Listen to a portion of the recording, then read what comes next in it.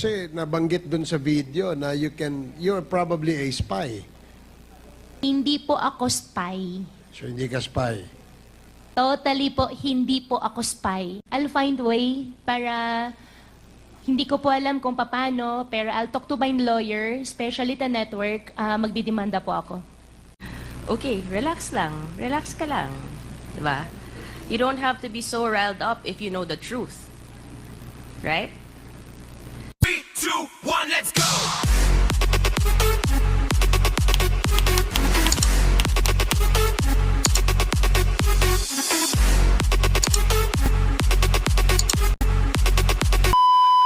So the next interpolator is Congressman Chino Almario. You have 5 minutes.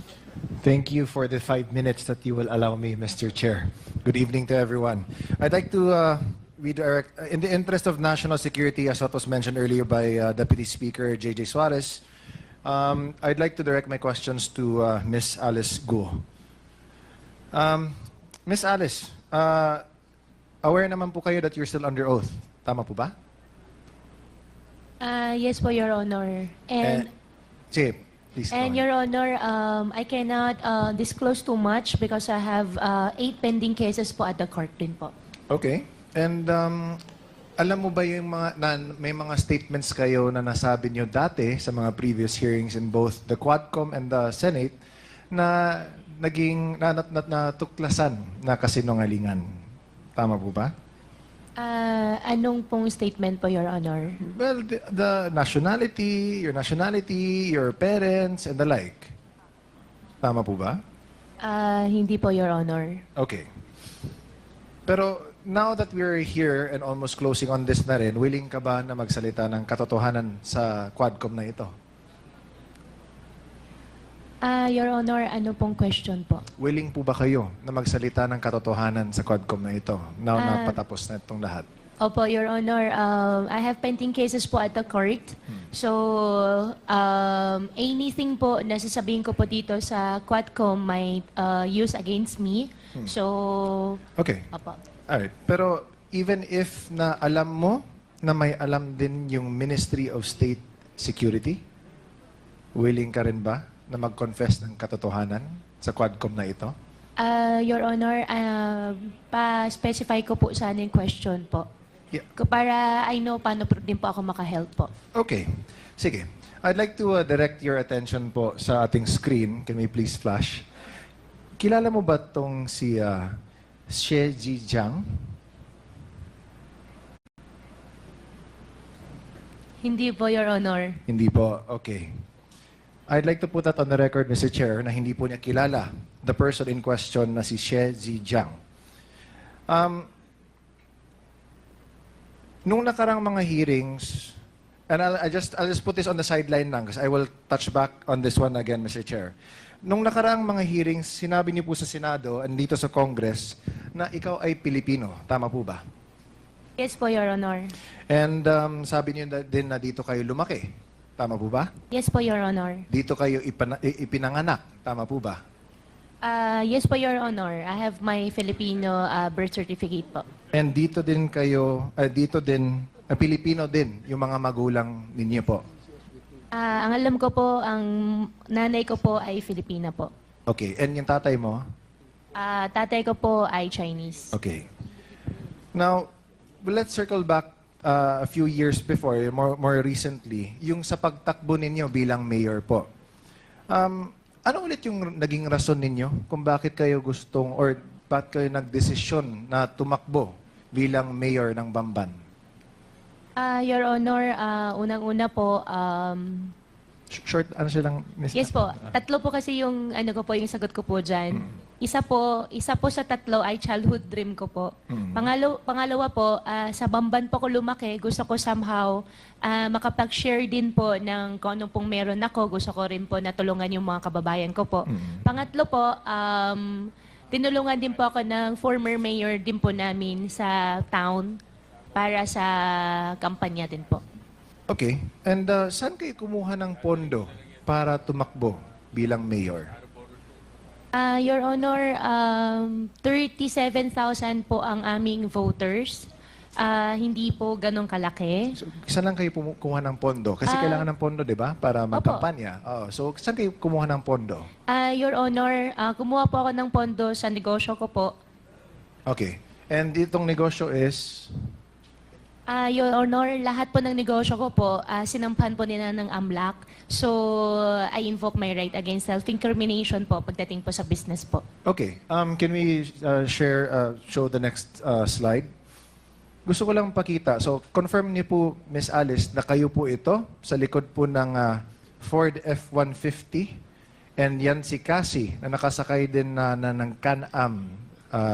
Ano ba yan? Riker Sport 900? Tama ba? Your Honor, hindi po yung campaign. Yan po Ano? ay town fiesta po namin. Town Fiesta lang. Opo. Okay. So, very interesting. Kasi from what I remember, kasi ako mahilig ako sa kotse, pero yung kotse ko is a 2003 Camry. And medyo may kamahalan din yung mga nakikita natin dito sa pictures. But sige na lang. So this was a fiesta naman din and very festive. Pero kayong dalawa yung nasa picture, tama po ba? Yes po, Your Honor. Okay. So you deny lahat ng mga funding na nakuha mo for your campaign galing sa sarili nyo, sa businesses. Yes po, galing po sa sarili po lahat, Your Honor. Okay. Now, you didn't ask for any funding from any Chinese person, Filipino? Never American? po. Okay, sige. Filipinos po, may mga friends po na tumulong in kind. Pero finances po, wala po. Okay, sige. Now, Mr. Chair, if you would allow me, I'd like to show a video to everyone. This is from Al Jazeera. And if I may, Mr. Chair, also request humbly that this may not be taken out of my time, as this is very revealing also in nature, if it's okay, Mr. Chair. Certainly. Thank you, Mr. Chair. Congressman Almario, the better Almario. Anyways, please, Comsec, can we please play the video? 我接收到很多这个中国公安部和“一带一路”的这个机密啊，一些事情呢还和最高层的未来有关系。我被送回中国一定会遭到灭口。郭海挺，中国是不可信的。我们两个，你看一下，曾经都为这个国安部卖命，你看看我的下场。要想不被灭口呢，就把真相呢，也告诉全世界。 China's Ministry of State Security did not respond to our requests for comment. Neither did Alice Guo Huaping. So, Mr. Chair, I'd like to point out to this committee that even if we have been making our own researches, pulling up our own inquiries, this is another source from a completely different party and is unrelated to what we do. Pero nagkataon that the person named Xie Kailun, who si Xie Zhejiang trusted with the encrypted files, showed to Al Jazeera that there is a dossier confirming that there are Chinese spies all over, at least in this case, Myanmar, but here also in the Philippines, and undoubtedly shows Guo Huaping. In the picture, where she was born, even her mother, and the name of Lin Wenyi. Mr. Chair, again, we were told, kanina nagtanong tayo kung lumaki ba si Ma'am Alice dito sa Pilipinas, kung dito ba siya ipinanganak, kung Pilipino ba yung mga magulang niya. She first said na dito daw siya lumaki, which is false. Because paano malalaman or ma-identify ng mga tao doon mismo sa address sa Fujian na nakilala nila si Alice Guo Huaping as anak ni Lin Wenyi nung pinakita nila yung picture ni Guo Huaping sa kanila. Number 2, tinanong natin kung saan ba siya ipinanganak. Nakita na nga. Doon mismo. She left daw late of 2002. Sabi pa ng mga tao na in-interview ng Al Jazeera doon mismo sa Fujian. And might we take note, Mr. Chair, na sa video, nung pinuntahan nila yung address na nakalagay sa dossier, sa encrypted dossier, is a local local office ng Communist Party of China. So, Mr. Chair, I think this in itself speaks volumes na, no? Again, nakakainis na time and time again dinideny ni Go Huaping lahat ng mga questions na tinatanong namin sa kanya. Okay. Again, let me ask. Go Huaping, kilala mo ba si Xie Zhijiang? Yes or no? Your Honor, yung si Jijan na sinasabi niyo po, yan po ba yung pinakita niyo po kanina sa akin sa picture? Correct. Hindi ko po siya kilala. At sana po, Your Honor, Mr. Chair, makuha ko rin po yung details. Gusto ko po magdemanda. Hindi ko po sila kilala. Hindi natin madidemanda, Miss Alice, dahil kasi he's in jail in Thailand. And the reason why he's speaking the truth now is because, as he was saying that din in the video, although hindi lang pinakita dito, is that he is also being illegally detained daw, sabi niya. Kaya sa galit niya, he wants to speak also the truth out to the world, na iniipit na rin siya ng Chinese Ministry of State and Security. So, what does he have to lose? That's why nga sinabi nga niya sa inyo, Ms. Go Huaping, na tell the truth. Don't fall to the same mistakes that he has done. Kasi nga, he also fears for your life. Remember, nung Senate hearing, na you mentioned na you didn't want to name names because you feared for your life. And because of that, the Senate granted you security and asylum within the PNP's compound. Ngayon, na nag-executive session na kayo, sabi ng Senate na there was nothing to go about except for one name na hindi pa din namin alam.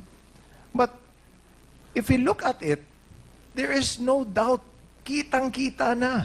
Hindi na galing mismo dito sa Quadcom, pero in an international company that whose job is to search for the truth worldwide.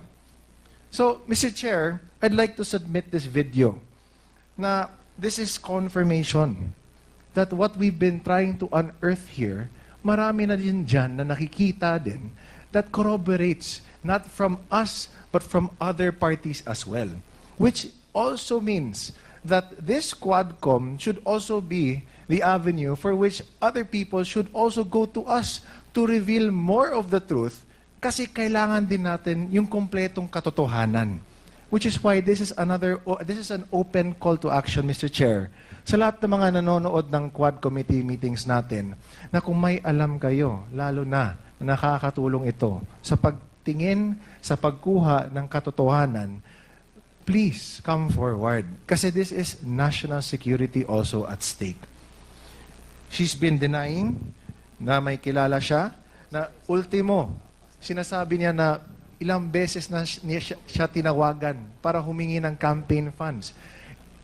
Kung hindi niya alam yun, or if he was saying, if it wasn't even in the same timeline, then he wouldn't have said that.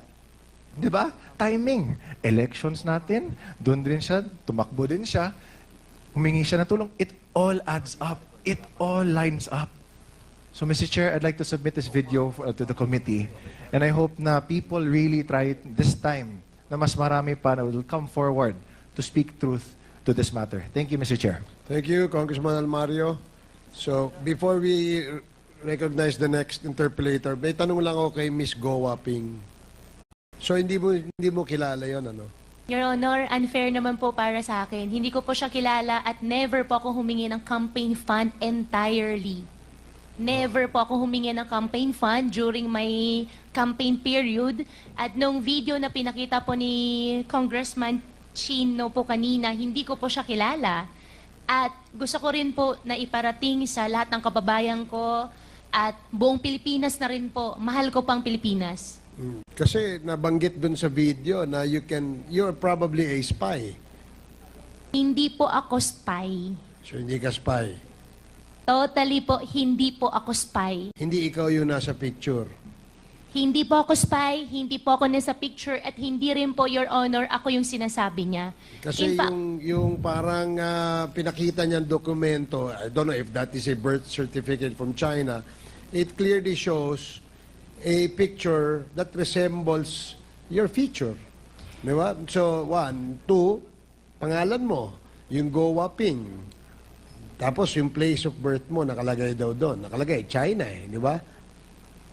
So, how will you now tell us and convince the Filipino people na ikaw ay hindi spy at ikaw ay hindi involved dito sa Pogo? Your Honor, I think our government agencies can prove din sa darating ng araw na hindi po ako spy dahil hindi naman po talaga ako spy.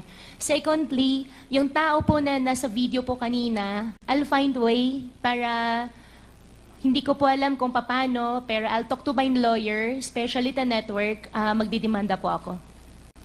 Okay, sige. Thank you. The next interpellator is Congresswoman Migs Nograles. You're recognized. Thank you, 5 Mr. minutes. Chair. Before that, sorry, Ms. Alice Go, you said you will file a case against this Sheji Zian, and you said you will tell the network. Anong network to? Per my record po, kung di po ako nagkakamali, Al Jazeera Network. Okay, Yung thank nakita you. ko po kanina. Pero babalikan ko po kung tama po yung naisulat ko po, Your Honor. Thank you. Mr. Chair, I'll go back to some questions in relation to the video. So again, Ms. Alice Go, Mr. Chair, you are denying that you are a Chinese spy. Hindi po ako Chinese spy. Well, Mr. Chair, wala naman atang spiya na mag-aamin na spiya siya. No. So, it really begs the question. But anyway, alam niyo ba, Ms. Guo, na itong si She Zhijiang, na umamin na Chinese spy siya, na sinabi naman niya, kilala ka niya, ay inamin niya na dito siya na-recruit sa Pilipinas.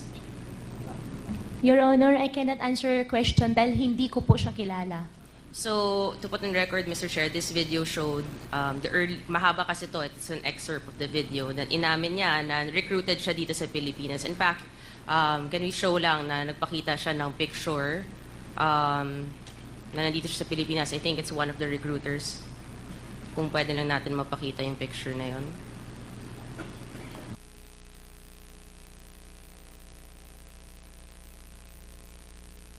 So, ito. Wala kang kilala dito. Sa tatlo po, ni isa po wala po akong kakilala, Your Honor. So, ito, nandito si She Zhijiang when he was saying, Mr. Chair, na dito siya na-recruit sa Pilipinas as a spy. Baka iisa lang pala ang nagre-recruit sa kanila, hindi natin alam, no? And again, babalik natin doon sa picture na pinakita sa video. Yung next slide, please. And again, you confirm this is not you, Miss Alice Go.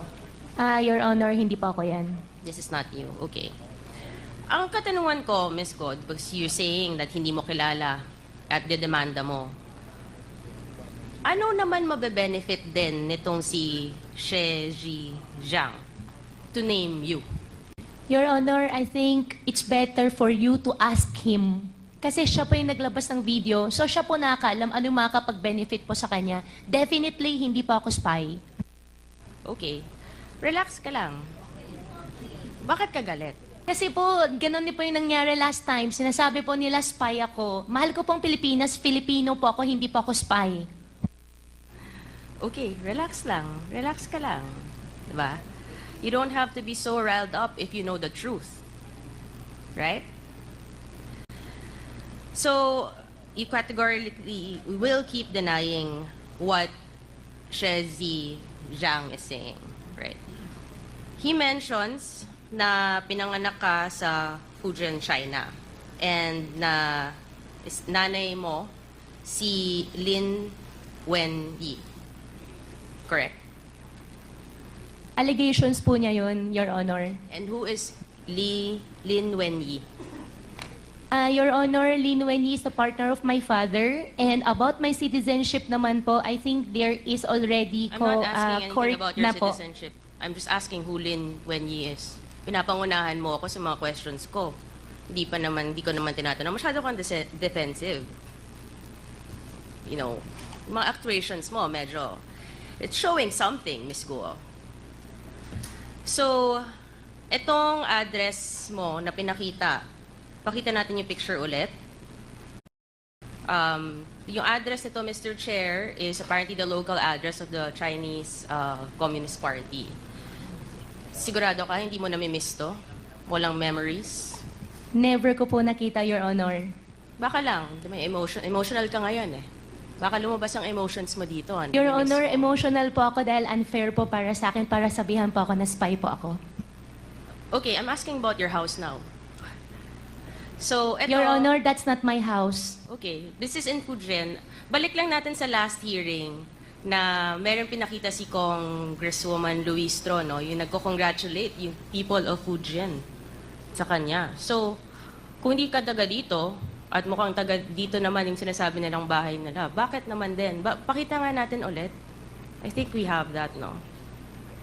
That the people of Fujian was congratulating the first mayor na naging mayor dito. Yan. We have a translator here. Do you understand what is written? Yes, this is like congratulating for winning as the mayor. Okay, and then these are the people who prepared this congratulatory page. Those are the people, yung mga pangalan. Below, yes po. Okay. Baka kunin natin, Mr. Chair, yung mga pangalan na yan. Yeah, can you please post it again? Yan. Oh. Sino-sino yan? It is from Jinjiang, Jinjing Shen. Yeah, it's an association of the hometown. It's in Jinjing Shen. Which is in Fujian, I think. Yes, it is. Which is basically where what we saw in this video, Mr. Chair, kung saan talaga sinasabing galing ang si Miss Alice Guo, no? And then itong si Lin Wenyi na tinatanggi naman po ni Miss Alice Guo na hindi mo nanay, no? Which later on, nakakalungkot if she really is your mother, na you're denying your ties to your mother. Sinabi din sa documentary, Mr. Chair, na umalis nga daw siya, sabi ng mga residente doon, na umalis siya towards the end of 2002. From the previous hearings, we have a copy of the Special Investor Resident Visa. Yung next slide, please. Yan. Na dependent siya ni Lin Wenyi. Galing nga sila from Fujian. And it is January 12, 2003 na pumasok sila ng Pilipinas. So, you know, the facts seem to be aligned. The documents that we have and we've been seeing seem to be aligned with this video that came out, Mr. Chair, na hindi naman natin alam bakit naman in-name din si Miss Alice Guo na hindi naman, wala naman kinalaman ito sa atin. But apparently, there is that connection, which is scary. We go back to Lin Wenyi, which you have said this is the partner of your father, your Chinese father. Yes, Your Honor. Yes.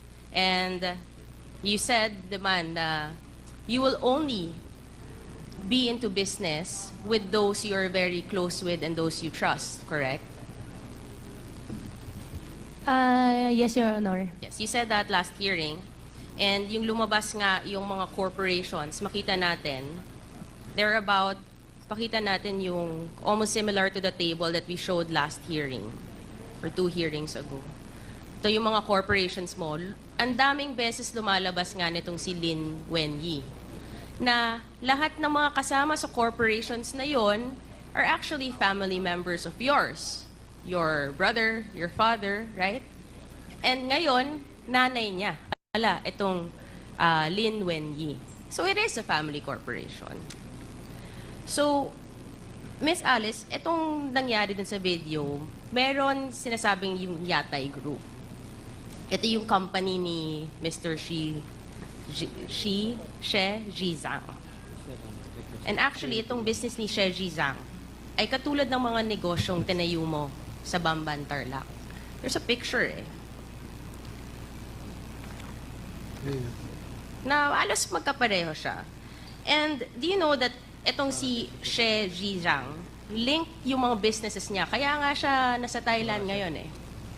with human trafficking, extortion, and cyber scams, which are the very same crimes na tinitingnan natin ngayon, Mr. Chair, na nangyayari sa mga illegal POGO operations dito. So, Mr. Chair, essentially, no, makikita natin may similarity from a rural area, pumasok at nag-expand, nag-build ng mga ganitong klase to front legal businesses na alam naman natin may mga illegalities, which is being found in Myanmar. And ito yung sinabi ng Chinese spy na si She Zhijiang.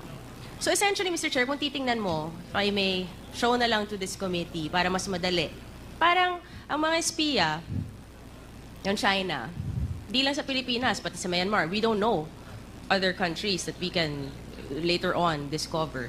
Parang may steps sila kung anong gagawin nila. Parang, ito, step 1, pumili kayo ng bansa. Halimbawa, itong Philippines sa atin, Myanmar, Thailand. Step 2, pumili ng lugar na pagtatayuan ng mga industrial complex, which we have seen in Porac, Pampanga, and in Bamban, Tarlac. Step 3, maghanap ng mga dayuhang Chinese na mumumuhanan na tutulong magtayo ng negosyo. Kita natin, yung kapatid ni Michael Yang, nakatanggap halos 2 billion pesos mula 2018 hanggang 2021. Si Zhang Yujin, na nakita natin guilty sa Singapore para sa kasong money laundering na incorporator ng Baofu. At yung si Jiang Zhongguo, yung ama ni Alice Guo, na incorporator din, na sinasabi nga niya, yun ang nagsimula, di ba? Na nagpondo rin sa kanya sa mga businesses. There's this trend, Mr. Chair, no? Na galing sa Chinese, nagsisimula, or kung grandfather man, ganito yung mga paulit-ulit na kwento Then there's step 4, kukunin ang mga loob ng mga residente at gawing dummies. Nakita natin, I think, di ba may mga nag-surrender, I think over the past few days, Mr. Chair. Itong si Thelma Laranan, Rowena Evangelista, tindahan sila ng mga gulay, no? May mga barbecue stall na obviously hindi naman nila kaya mag-incorporate or to give itong mga capital sa mga malalaking negosyo na nag-surrender na ginamit lang sila. I don't know kung paano nila ginawa ito. Basta kinukuha nila yung loob ng mga residente kasi syempre may mga pangangailangan siguro at hindi naman nila iniisip kung ano yung magiging repercussions. Then there's step 5 na maghahanap ng makapangyarihan na tao na may pera at impluwensya sa gobyerno na alam natin na tinatanungan natin na ngayon hindi na natin makita, Mr. Chair, ang dating presidential spokesperson na kita natin, tinulungan niya bigyan ng permit ang mga POGO, known personality who's the lawyer and owns several properties connected to what we have been seeing the past few hearings. Then there's step 6, mag-incorporate na ng mga kumpanyang mukhang legitimate sa una. Diba? Nabigyan na natin ng lisensya tong Hongshen. And then na-raid yung Baofu compound. Yung Lucky South 99 nagsimula as a BPO, sa BPO at real estate industry. Ngunit inamend na yung AOI niya noong February, doon na pumasok yung POGO. So they can start incorporating in the guise of a legitimate business na mamaya magiging illegal naman. Then there is the next step, magkakaroon nga ng corporate layering na. At nakikita natin sa mga different corporations like Baofu, itong mga corporation ng mga Yangs, itong mga corporations nila Miss Alice Guo. Nakita natin sa Matrix today, there are so many corporate layers na pag tinignan mo, it all ties back to 2 personalities who are here. Actually, 3 personalities who are here na magkakasabwat, Mr. Chair. And of course, step 8. Then, dito na, pag nangyari na tong lahat, magkakaroon na ng illegal na gawain na may mga human trafficking, money laundering, illegal gambling, love scams, tax evasions, at iba pa. You know, Mr. Chair, nakakalungkot. So ito, titingnan natin, steps 1 to 8. Mukhang ito ang, kumbaga, standard siguro nila or mission order ng mga espiya na to.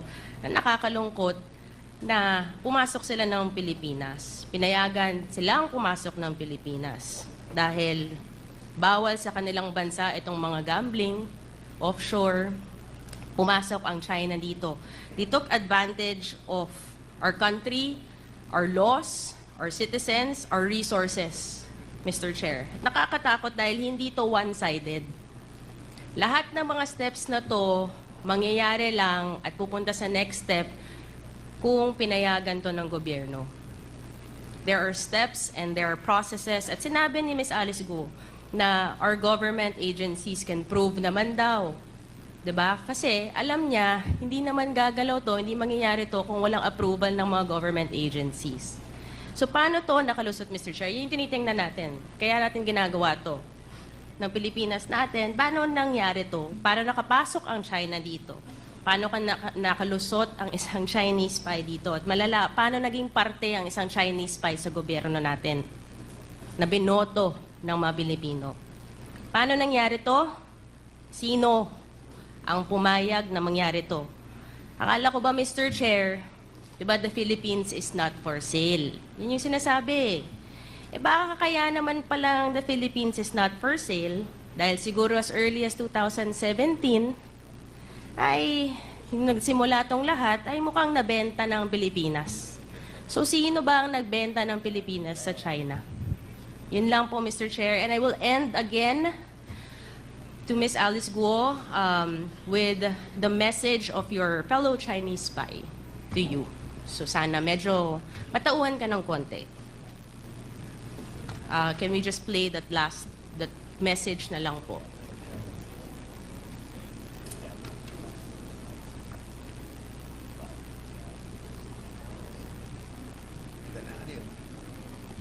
Hindi, meron pa eh. Yung last part.